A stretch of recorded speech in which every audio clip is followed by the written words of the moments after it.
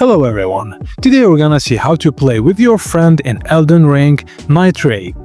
Firstly, open Steam and ensure your friends are added to your friends list.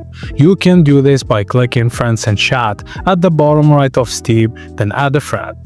Now open Elden Ring Nightreign from the Steam library. Once in-game, stand near the Table of Lost Grace on your base hub. Press Shift plus Tab to open the Steam overlay.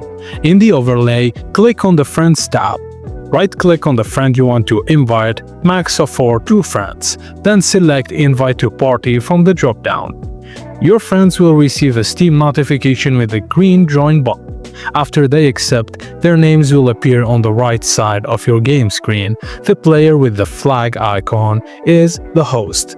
The host chooses and starts the expedition from the Table of Lost Grace. Other players must then click Commence Expedition to signal they're ready. Once everyone is ready, all players will be teleported to the region of Limeveld to begin their adventure. Thank you guys for watching, and please don't forget to like and subscribe for more.